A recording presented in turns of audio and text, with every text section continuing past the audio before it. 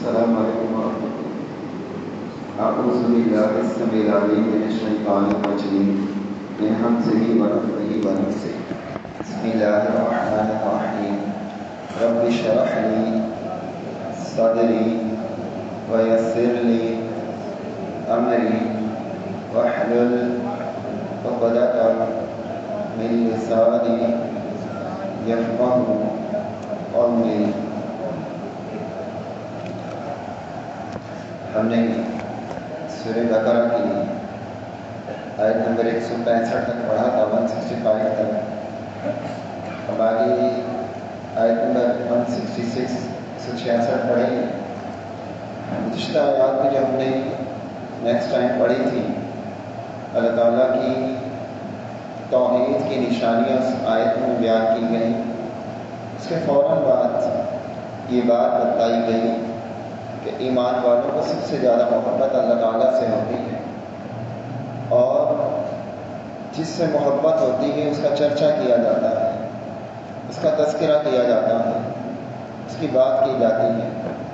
ایمان والوں کا کردار یہ ہے کہ وہ ہر مجلس میں، ہر محفل میں، ہر جگہ اللہ کی توحید کی بات کرتے ہیں، اللہ کا تذکرہ کرتے ہیں، اللہ کا ذکر کرتے ہیں۔ اب چونکہ بات اللہ سے محبت کی تھی اور اسی کو توحید کہا گیا، اب کچھ لوگ اللہ کے سوا اوروں سے محبت کرتے ہیں اور انہیں اللہ کا ہمسر قرار دیتے ہیں۔ جن لوگوں کی روش یہ ہے کہ وہ اللہ کو چھوڑ کر اوروں سے اللہ جیسی محبت کرتے ہیں، وہ اللہ کے ساتھ شرک کرتے ہیں۔ اب اگلی آیت میں ان کا قیامت والے دن کیا معاملہ ہوگا یہ بیان کیا جا رہا ہے۔ فرمایا استبرأ الذین، جب بیزار ہو جائیں گے، الذین وہ لوگ جن کی، الذین اتبعوا پیروی کی گئی، من الذین اتبعوا ان سے جنہوں نے پیروی کی تھی، ورأوا العذاب جبکہ وہ دیکھیں گے عذاب کو۔ جو لوگ دنیا کے اندر لوگوں کی پیروی کرتے تھے، اللہ اور اس کے رسول صلی اللہ علیہ وسلم کے احکامات کو چھوڑ کر کسی اور کی پیروی کرتے تھے، قیامت والے دن وہ اس سے بیزار ہو جائیں گے، بری ہو جائیں گے۔ دنیا میں تو بڑا ساتھ دیتے ہیں نا کہ یہ ہمارے بڑے ہیں، ہم نے اپنے باپ دادوں کو ان کے طریقوں پر پایا، کیا یہ گمراہ ہیں؟ تعویلات پیش کرتے ہیں کہ یہ کیا گمراہ تھے، انہیں نہیں پتہ تھا، انہیں عقل نہیں تھی۔ جب انہیں سمجھایا جائے کہ اللہ اور اس کے رسول کی بات مانو تو ماننے کے لیے تیار نہیں ہوتے۔ قرآن نے یہ مضمون کئی جگہ پر بیان کیا۔ سورہ فرقان میں بھی فرمایا کہ انسان کہے گا کہ یا لیتنی لم اتخذ فلانا خلیلا، کاش میں فلاں کو دوست نہ بناتا۔ اللہ اور اس کے رسول صلی اللہ علیہ وسلم کے مقابلے میں جن جن کی پیروی کی جاتی ہے، قیامت والے دن سب ایک دوسرے سے بیزار ہیں۔ اور پیروی کس بنا پر کی جاتی ہے؟ صرف محبت کی وجہ سے، کہ دلوں میں محبت راسخ ہو چکی ہے، دلوں میں محبت پختہ ہو چکی ہے، اب چھوڑنے کے لیے تیار ہی نہیں۔ کسی کو اپنی طرف سے امام بنا لیا، کسی کو رہبر بنا لیا، کسی کو رہنما بنا لیا، کہا کہ بس ایک اندھی تقلید والا معاملہ ہے کہ جو اس نے کہہ دیا وہی ٹھیک ہے، وہی دین ہے۔ یہ معاملہ استبرأ الذین اتبعوا، استبرأ الذین اتبعوا من الذین اتبعوا، وہ بیزار ہوں گے پیروی کرنے والے کن سے؟ جن کی پیروی کی جاتی ہے۔ کب؟ ورأوا العذاب، جب عذاب دیکھیں گے تو بیزار ہو جائے۔ ابھی ہم نے نماز میں بھی سنا، قاری صاحب پڑھ رہے تھے پہلی رکعت میں کہ انسان، اللہ تعالیٰ فرماتا ہے یوم تقلب وجوہہم فی النار یقولون یا لیتنا اطعنا اللہ واطعنا الرسول۔ سورہ احزاب کی آخری آیات ہیں، ابھی ہم نے سنی نماز میں پہلی رکعت میں، کہ قیامت والے دن لوگ آرزو کریں گے جب ان کے چہرے تقلب وجوہہم پھیرے جائیں گے آگ میں، جیسے باربیکیو ہوتا ہے نا، سیخ میں بوٹی ڈال کر، گوشت ڈال کر اسے گھمایا جاتا ہے، بھونا جاتا ہے۔ سیم یہ لفظ قرآن نے بیان کی، یوم تقلب وجوہہم فی النار، جب ان کے چہرے گھمائے جائیں گے آگ میں، کبھی دائیں اور کبھی بائیں۔ یا لیتنی کہیں گے کاش، یا لیتنا کاش کہ اطعنا اللہ و اطعنا الرسول، کاش اللہ اور اس کے رسول کی اطاعت کرتے ہیں۔ ان اطعنا سادتنا وکبراءنا فاضلونا السبیل، کہیں گے کہ ہم نے اپنے بڑوں کی مانی تھی، ہم نے اپنے سرداروں کی مانی تھی، انہوں نے ہمیں گمراہ کر دیا۔ قیامت والے دن بیزاری کا اظہار کئی مقامات پر اللہ نے بیان کیا، جسے ہم کسی کے پیچھے چل رہے ہوں اور وہ ہمیں لے جا کر پھنسا دے اور ہم پھنس جائیں۔ اب ہم پھنسنے کے بعد کیا کہتے ہیں کہ اس نے پھنسوا دیا۔ اسے دو دوست ہوتے ہیں نا، ایک دوست برائی کا ارتکاب کرنے والا، اب دوسرا اس کے ساتھ اس گناہ میں ملوث ہو جاتا ہے۔ اب جب پکڑا جاتا ہے وہ دوست کہ یہ چور تھا، جو چور نہیں تھا وہ کیا کہتا ہے اس دوست کی وجہ سے وہ پکڑا ہے، یہ چور تھا، اس کی بد کرداری کی وجہ سے آدمی پکڑا گیا۔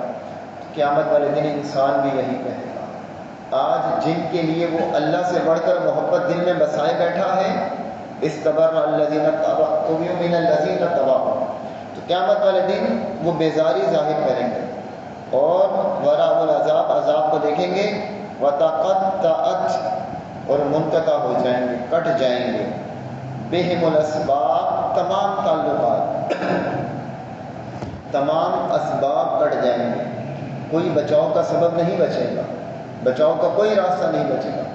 ہم کہتے ہیں نا کوئی راستہ نکل آئے، کوئی سبب بن جائے، یہ سبب ہم لفظ اردو میں بھی استعمال کرتے ہیں، ہم بولتے ہیں کوئی ایسا سبب بن جائے کہ ہمارے مسئلہ حل ہو جائے، تو سبب عربی زبان کا لفظ ہے اور اسباب سبب کی جمع ہے۔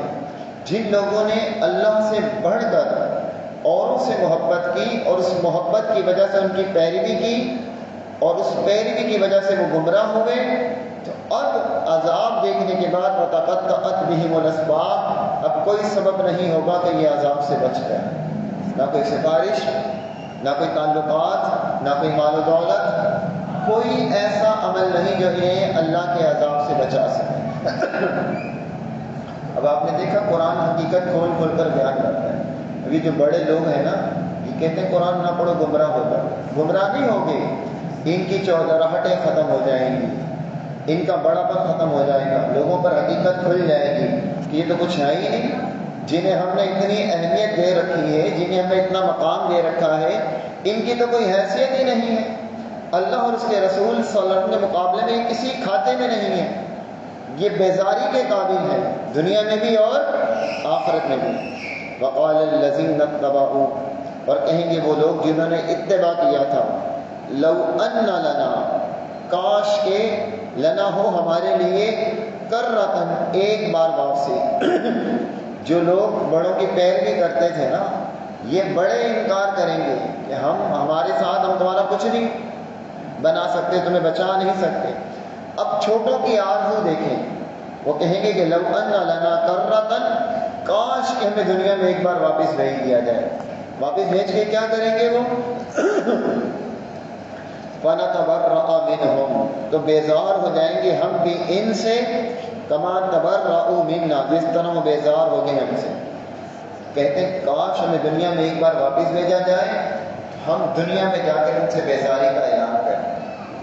آج الحمدللہ اللہ نے ہمیں یہ توفیق دی ہے نا کہ ہم صرف اللہ اور اس کے رسول کی بات کرتے ہیں، ہم سب سے بیزار ہیں، ادب، احترام، عزت، محبت سب سے کرتے ہیں، لیکن اللہ اور اس کے رسول صلی اللہ علیہ وسلم کے مقابلے میں نہ کوئی امام، نہ کوئی محدث، نہ کوئی فقیہ، نہ کوئی ولی، کسی کو کوئی حیثیت نہیں دیتے۔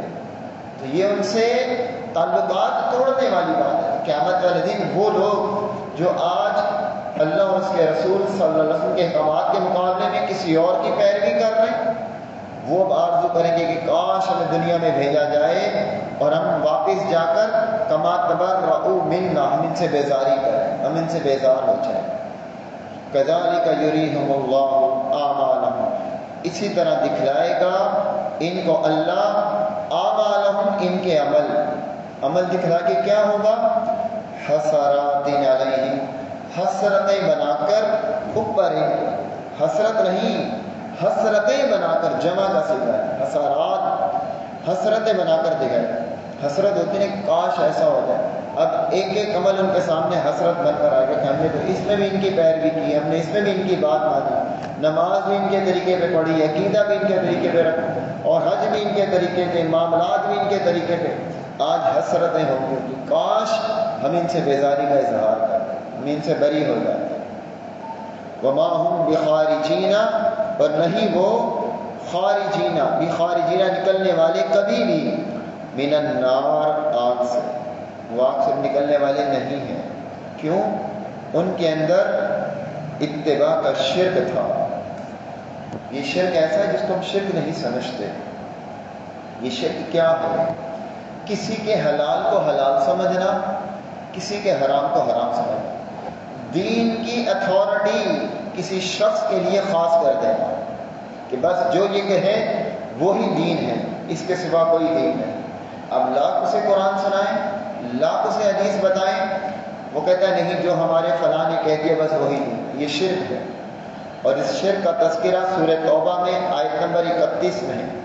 سورہ توبہ کی آیت نمبر 31 میں واضح الفاظ میں نبی صلی اللہ علیہ وسلم یہ آیت پڑھ رہے تھے، اور آپ کے پاس عدی بن حاتم تائی کے بیٹے بیٹھے ہوئے تھے۔ جامع ترمذی کی روایت ہے، جامع ترمذی کی روایت ہے، رسول اللہ صلی اللہ علیہ وسلم سورہ توبہ کی آیت اتخذوا احبارهم ورهبانهم اربابا من دون اللہ، کہ یہودیوں نے، عیسائیوں نے اپنے علماء کو اللہ کے سوا رب بنا لیا، اپنے علماء کو رب بنا لیا۔ یہ قرآن کے الفاظ ہیں، اتخذوا احبارهم ورهبانهم اربابا من دون اللہ، انہوں نے اللہ کے سوا اپنے علماء کو رب بنا لیا۔ جب یہ آیت پڑھی نبی صلی اللہ علیہ وسلم نے تو عدی بن حاتم، جو حاتم تائی کے بیٹے مسلمان ہو گئے تھے، صحابی رسول ہیں، تو کہتے ہیں کہ ما نعبدہم، ہم نے کبھی ان کی عبادت نہیں کی۔ قرآن نے کہا کہ ہم نے علماء کو رب بنا لیا، قرآن یہ کیسے کہہ رہا ہے؟ ما نعبدہم، ہم نے تو کبھی ان کی عبادت نہیں کی۔ پھر قرآن نے یہ بات کہی۔ عبادت کا مفہوم ان کے ذہن میں وہی تھا جو آج ہمارے ذہنوں میں ہے کہ کسی کے آگے رکوع یا سجدہ کرنا یہی عبادت ہے۔ جب انہوں نے یہ بات کہی، یہ جامع ترمذی کی روایت ہے کہ ما نعبدہم، ہم نے کبھی ان کی عبادت نہیں کی، تو نبی صلی اللہ علیہ وسلم نے پوچھا کہ تمہارے علماء جس چیز کو حلال کہتے تھے تم اسے حلال سمجھتے تھے؟ فرمایا ہاں، یہ تم کرتے تھے۔ آپ نے پوچھا کہ تمہارے علماء جس چیز کو حرام کہتے تھے تم اسے حرام سمجھتے تھے؟ فرمایا ہاں، یہ بھی ہم کرتے تھے۔ علماء جس چیز کو کہتے تھے یہ حلال ہے، ہم سمجھتے تھے حلال ہے، جس کو وہ کہتے تھے حرام ہے، ہم سمجھتے تھے حرام ہے۔ ہمیں یہ احساس ہی نہیں تھا کہ علماء سے دلیل پوچھیں، سوال کریں، بس علماء نے جس کو حلال کہا ہم نے اسے حلال مانا، جسے انہوں نے حرام کہا ہم نے اسے حرام مانا۔ فرمایا تلک عبادتہم، یہ ان کی عبادت ہے۔ کسی چیز کو حلال، کسی شخص کو حلال اور حرام کا اختیار دے دینا یہ اس کی عبادت ہے۔ سمجھ میں آئی بات کہ حلال اور حرام کا اختیار صرف اللہ کے پاس ہے۔ اب اللہ کا شریک ٹھہرا دیا ہم نے اس کو کہ فلاں نے کہہ دیا حلال، ہم نے اسے حلال مان لیا۔ اور تقلید میں یہی ہوتا ہے کہ ہمارے نزدیک یہ حلال ہے، فلاں کے نزدیک یہ حرام ہے، اسی وجہ سے تقلید کو شرک کہا جاتا ہے۔ اب جب لوگ اپنے بڑوں کے ساتھ یہ معاملات کرتے رہیں، اب قیامت والے دن بیزاری کریں گے، اللہ تعالیٰ انہیں جہنم میں ڈالے گا، تو وما هم بخارجین من النار، پھر وہ جہنم سے نکالے بھی نہیں جائیں گے۔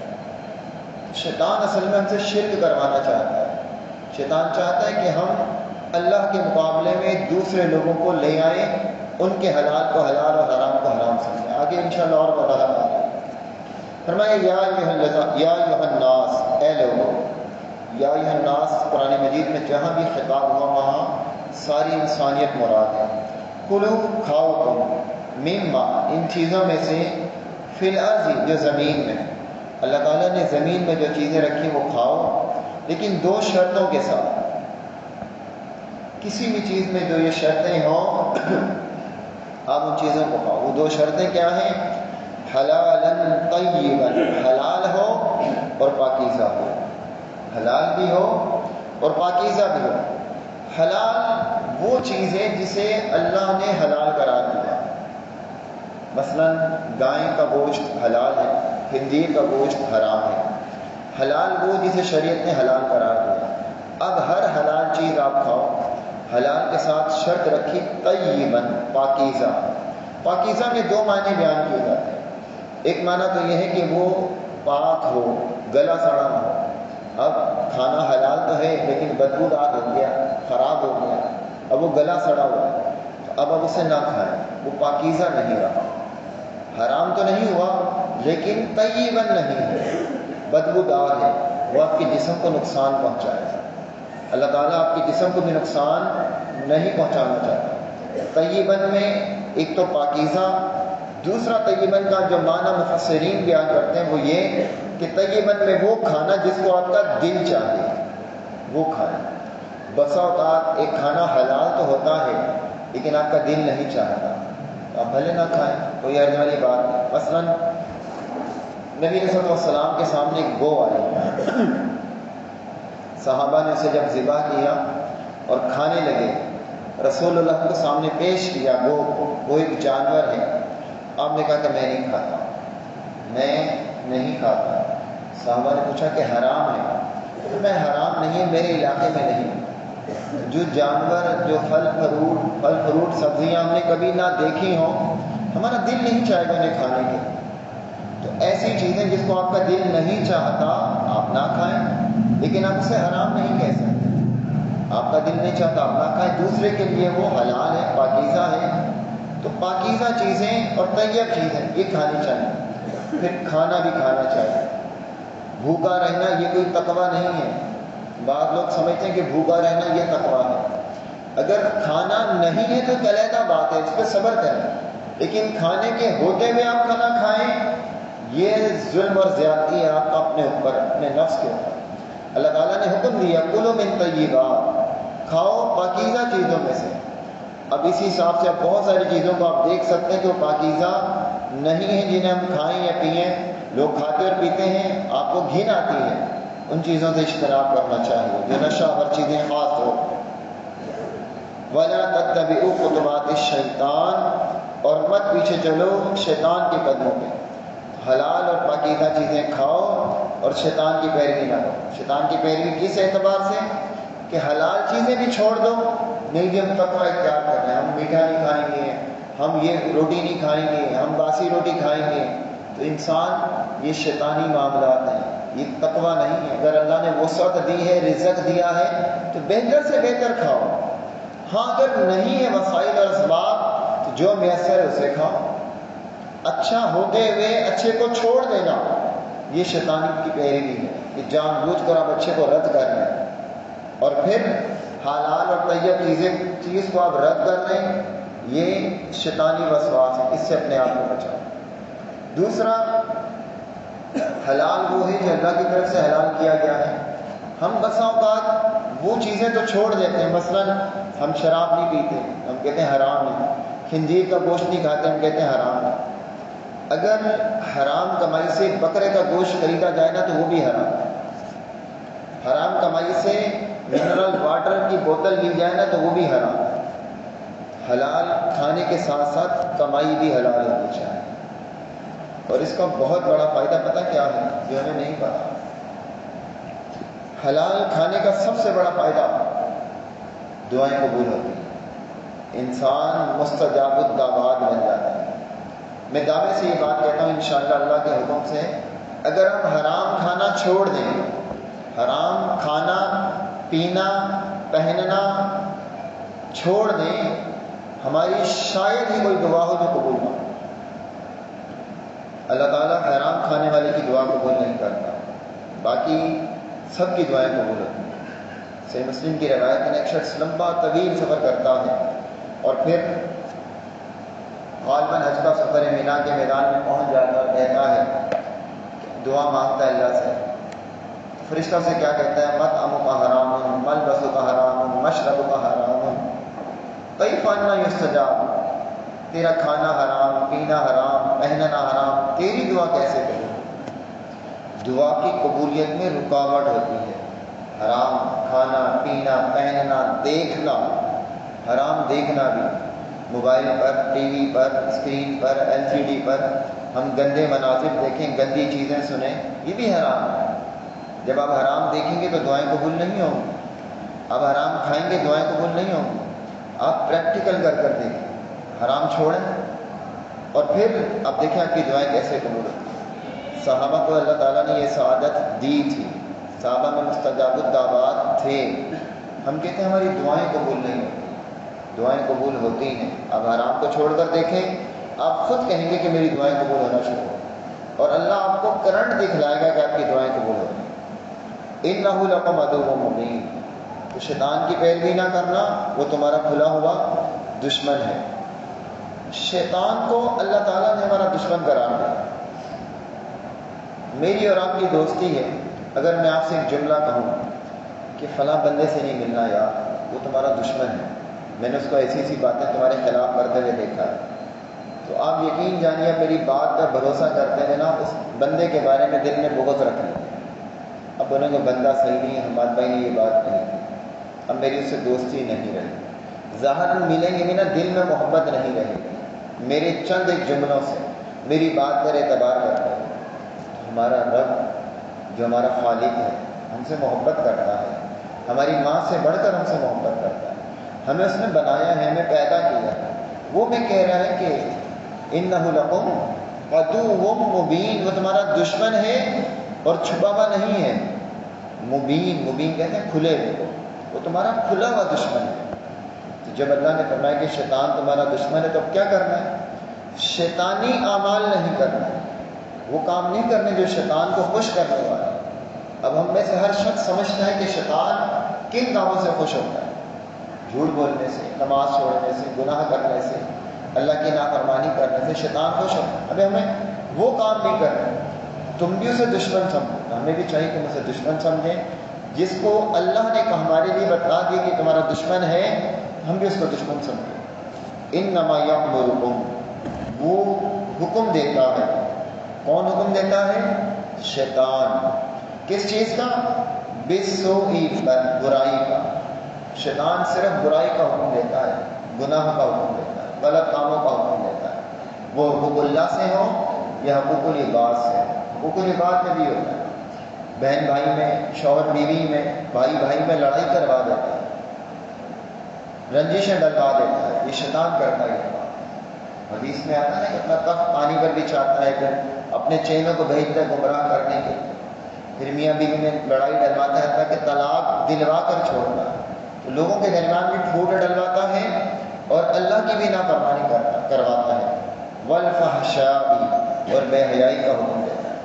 آج معاشرے کے اندر کس قدر بے حیائی پھیلی ہے، اس کا تصور شاید پچھلے دور میں نہیں تھا، ابھی بڑھے گی، یہ کم نہیں ہوگی، کیونکہ نبی علیہ الصلوۃ والسلام کی حدیث ہے کہ ایک وقت ایسا آئے گا قرب قیامت کہ برسر راہ، راستے میں لوگ زنا کریں، جیسے جانور دیکھتے ہیں نا، جانور آپس میں جمع کرتے ہیں، تو اس طرح سے مرد اور عورت انسان راستے کے اندر زنا کریں، اور اس وقت بہترین شخص وہ ہوگا جو ان سے یہ کہے گا کہ یہ کام سائڈ پہ ہو کے کر، وہ بہترین ہوگا، وگرنہ یہ کہنے کی بھی ہمت نہیں ہوگی۔ تو یہ فحاشی و بے حیائی بڑھتی جا رہی ہے، اور یہ شیطانی کردار ہے، شیطانی حکم ہے۔ انما یأمرکم بالسوء والفحشاء، وہ تمہیں برائی اور بے حیائی کا حکم دیتا ہے۔ وان تقولوا، اور یہ کہ تم کہو علی اللہ، اللہ پر، ما لا تعلمون، وہ جو تم جانتے نہیں ہو، اللہ پر وہ بات کہو جو تم جانتے نہیں۔ اللہ تعالیٰ پر کوئی بات کہنا یہ بہت بڑا ظلم ہے جو اللہ نے نہ کہی۔ ہمارے ہاں یہ باتیں آج کل بہت زیادہ پھیلتی جا رہی ہیں، فیس بک پر، واٹس ایپ پر، ہم کوئی بات دیکھتے ہیں، ہم کہتے ہیں اللہ نے فرمایا۔ ایک حدیث اس طرح سے لوگوں نے پھیلائی ہوئی ہے، اللہ فرماتا ہے میرا ہو کر دیکھ، دنیا کو تیرا نہ بنا دوں تو کہنا۔ اس طرح کی باتیں جو لوگوں نے خود ساختہ بنائی ہیں، شریعت میں اس کا کوئی تصور نہیں۔ وَمَنْ أَظْلَمُ مِمَّنِ افْتَرَىٰ عَلَى اللَّهِ كَذِبًا، اس سے بڑا ظالم کون ہے جو اللہ پر وہ بات کہے جو اللہ نے نہ کہی۔ یہ اتنا بڑا جرم ہے کہ اللہ تعالیٰ نے رسول اللہ کے بارے میں فرمایا، سورہ حاقہ کی آیتیں 29 پارے میں فرمایا وَلَوْ تَقَوَّلَ عَلَيْنَا بَعْضَ الْأَقَاوِيلِ لَأَخَذْنَا مِنْهُ بِالْيَمِينِ ثُمَّ لَقَطَعْنَا مِنْهُ الْوَتِينَ، اگر یہ پیغمبر ہم پر کوئی بات جھوٹی بنا دیتے، اگر پیغمبر ہم پر کوئی بات جھوٹی بنا لیتے، ہم ان کا داہنا ہاتھ پکڑ کر ان کی گردن اڑا دیتے۔ رسول اللہ کے بارے میں قرآن نے کہے الفاظ بہت سخت الفاظ ہیں، اگر یہ پیغمبر ہم پہ کوئی جھوٹ بولتے تو ہم ان کا داہنا ہاتھ پکڑ کر ان کی گردن اڑا دیتے۔ اللہ تعالیٰ پہ جھوٹ بولنا بہت بڑا گناہ ہے، اور شیطان ہمیں یہ باور کراتا ہے کہ ہم اللہ پر وہ باتیں کہیں جو اللہ نے نہ کہی۔ دین کے بارے میں بھی دیکھ رہے ہیں، آج لوگ ممبروں پر اللہ کا نام لے کر جھوٹ بول رہے ہیں، اللہ تعالیٰ نے بات نہیں کہی ہو۔ پھر آگے فرمایا وَإِذَا قِيلَ لَهُمُ اتَّبِعُوا، اور جب کہا جاتا ہے ان سے لَهُمُ اتَّبِعُوا پیروی کرو، تم اتباع کرو۔ دیکھیں اللہ کے مقابلے میں ایک چیز پہلے کیا تھی، بڑے لوگ، سردار، وڈیرے، ان کی بات رد کی گئی نا، کہ لوگ کہتے ہیں کاش میں نے ان کی بات نہ مانی ہوتی، یہ بیزار ہو گئے قیامت والے دن۔ دوسرا، گمراہی کی 3 بڑی وجہ ہیں لوگوں کی۔ ایک وجہ تو یہ ہے کہ لوگوں کی اکثریت کیا کر رہی ہے، یہ بھی گمراہی کا ایک سبب ہے، لوگ کثیر تعداد کو دیکھتے ہیں۔ اور ایک گمراہی کا سبب بڑے وڈیرے سردار وہ ہوتے ہیں کہ ہمارے بڑے لوگ کیا کر رہے ہیں۔ اور تیسرا سبب والدین ہوتے ہیں۔ انسان سمجھتا ہے کہ میرے ماں باپ جس نظریے اور عقیدے پر انہی کی پیروی کرتا ہے، جس گھر میں پیدا ہوا اسی کو حق سمجھتا ہے، اسی کے پیچھے چل رہا ہوتا ہے۔ قرآن نے ان تینوں کو رد کیا، یہ تینوں نظریات قرآن نے رد کیے ہیں۔ پہلے وہ رد کیا، اب فرمایا وَإِذَا قِيلَ لَهُمُ اتَّبِعُوا، جب ان سے کہا جاتا ہے تم اتباع کرو ما انزل اللہ، جو نازل کیا ہے اللہ نے، جب کہا جاتا ہے کہ اس کی بات مانو جو اللہ نے نازل کیا ہے، قالوا، تو وہ کہتے ہیں، یہ 1400 سال پہلے کی بات ہے، آج بھی لوگ یہی کہتے ہیں، آج بھی لوگ یہی کہتے ہیں، 1400 سال میں یہی کہتے رہے۔ کیا کہتے ہیں؟ بل نتبع، کہتے ہیں نہیں، منع کرتے کہ نہیں ہم نہیں مانیں گے اس کو، بلکہ نتبع، ہم پیروی کریں گے ما الفینا علیہ آباءنا، اس چیز کا ہم نے پایا اس پر اپنے باپ دادا کو۔ کہتے ہیں کہ ہم تو اس چیز کی پیروی کریں گے جس پر ہم نے اپنے باپ دادا کو پایا، ہم اپنے باپ دادا کی پیروی کریں۔ اچھا، یہ جواب 1400 برس سے ہے، اور یہ جواب صرف دین کے لیے ہے، دنیا کے لیے نہیں۔ کبھی کسی نے کہا کہ ہم وہی کپڑے پہنیں گے جو ہمارے باپ دادا پہنتے تھے، کسی نے کہا کہ ہم اسی گھر میں رہیں گے، اسی طرح کے پرانے زمانے کے گھر بنائیں گے جو ہمارے باپ دادا کے تھے، ہم وہی سواریاں استعمال کریں گے جو ہمارے باپ دادا کے دور میں تھے۔ کبھی کسی نے موبائل کو استعمال کرتے ہوئے کہا نہیں ہم اسے استعمال نہیں کریں گے، ہمارے باپ دادا نے نہیں کیا۔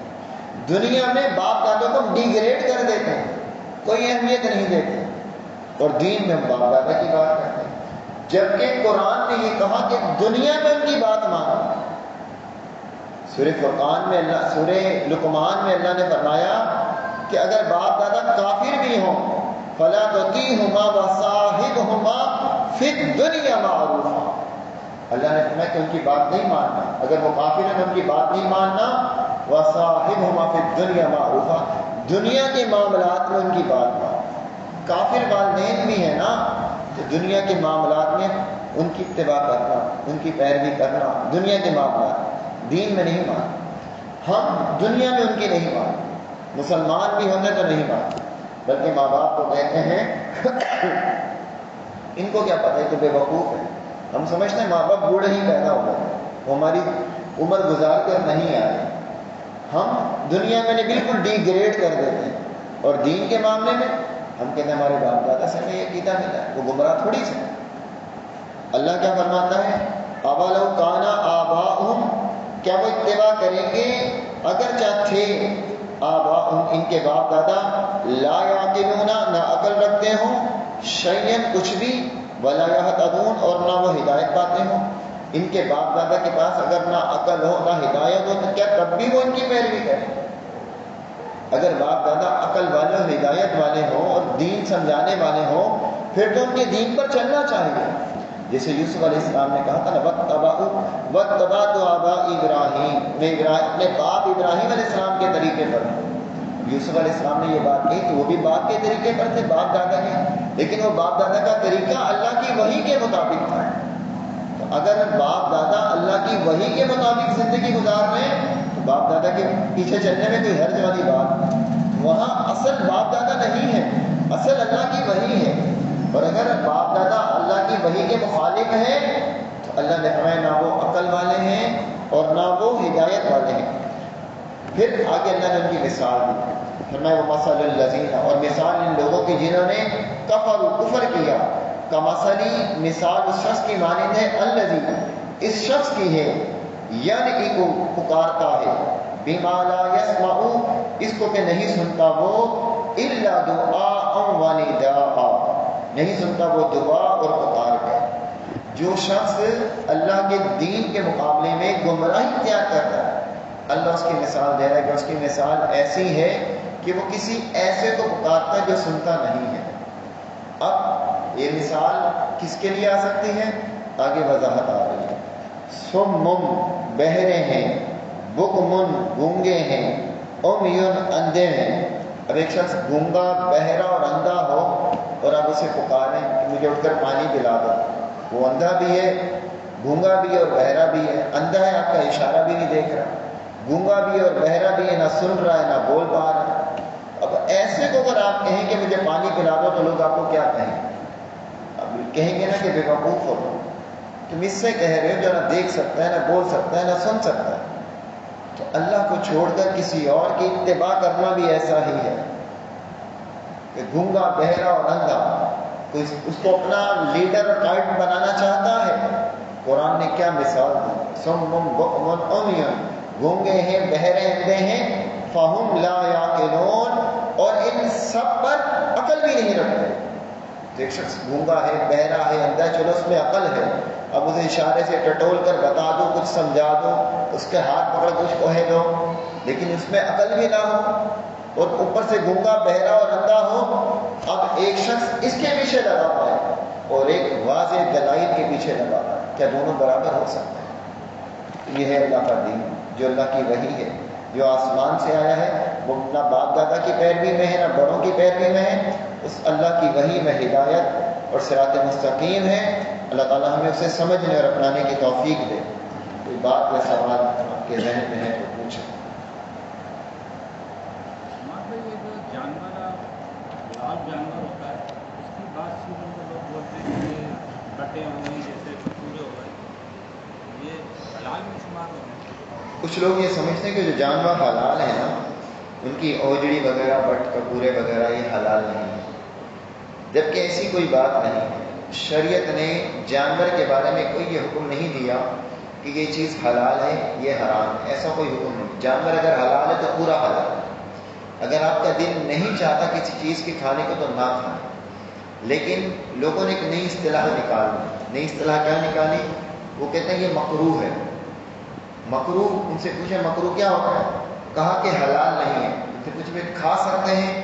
کہا کھا سکتے ہیں۔ جب کھا سکتے ہیں تو پھر حلال ہوا؟ کہا نہیں حلال نہیں۔ پھر حرام ہوا؟ کہا نہیں حرام بھی نہیں۔ تو ایسی کوئی چیز نہیں، ان کی یہ اصطلاح غلط ہے، پہلی بات۔ دوسری بات، صحیح مسلم کی روایت ہے کہ رسول اللہ صلی اللہ علیہ وسلم نے بکری کا پیٹ، جسے ہم اوجڑی کہتے ہیں، وہ کھایا۔ رسول اللہ نے اوجڑی کھائی، جسے ہم بٹ کہتے ہیں، خود رسول اللہ نے کھانا ثابت ہے۔ تب اس کے حلال ہونے میں کیا شک اور شبہ باقی رہ جاتا ہے؟ تو گردے، کپورے، ہوجڑی، بٹ یہ سب حلال ہیں۔ اگر دل نہیں چاہتا تو نہ کھائیں۔ مکروہ کوئی چیز نہیں، یا تو حلال ہے یا حرام۔ انشاءاللہ آگے وضاحت آ رہی ہے۔ وَلَا تَقُولُوا لِمَا تَصِفُ هَٰذَا حَلَالٌ وَهَٰذَا حَرَامٌ لِمَا تَقُولُونَ۔ اللہ فرماتا ہے کہ یہ نہ کہو یہ حلال ہے یہ حرام، تم یہ باتیں کیوں کرتے ہو؟ کون سی اتھارٹی ہے ہمارے پاس کہ ہم کہیں جی یہ حلال ہے اور یہ حلال نہیں ہے؟ یہ لوگوں کی خود ساختہ تعویلیں ہیں اور یہی شریعت سازی ہے۔ یہی آگے چل کر شرک کے دائرے میں آ جاتی ہے کہ علماء جس چیز کو حلال ہے ان سے حلال ہے، جسے حرام ہے ان سے حرام ہے۔ ایسا کچھ نہیں۔ بٹ اوجڑی جسے ہم کہتے ہیں، خود رسول اللہ کے کھانا ثابت ہے صحیح مسلم میں کہ آپ نے بکری کا پیٹ کھایا۔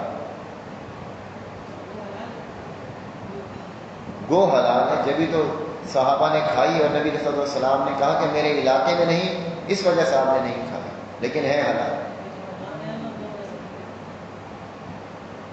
وہاں گو ہوتے ہیں تو یہ کھائیں، کھانا چاہیے۔ جھینگا جو ہے، دیکھیں اللہ تعالیٰ فرماتا ہے احل لکم صید البحر وطعامہ متاعا لکم، تمہارے لیے پانی کا جانور حلال ہے۔ امام احمد بن حنبل رحمہ اللہ اس آیت کی تفسیر میں لکھتے ہیں کہ سمندری جانور جو بھی ہے، جو صرف سمندر میں رہتا ہے اور سمندر سے باہر نکل کر وہ مر جاتا ہے، وہ سمندری جانور۔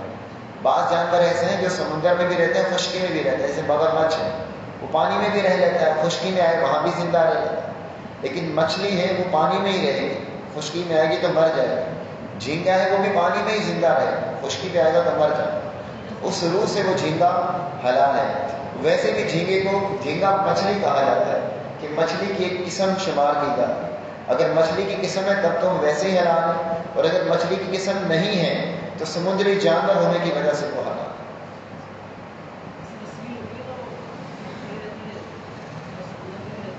خشکی میں بھی رہتی تو جو چیزیں پانی اور خشکی میں رہتی ہیں نا ان میں کلام ہے، لیکن جو صرف پانی کے جانور ہیں اس کی حلت پر کوئی شک اور شبہ نہیں. دعا پڑھیں سبحانک اللہم وبحمدک اشہد ان لا الہ الا انت استغفرک واتوب الیک.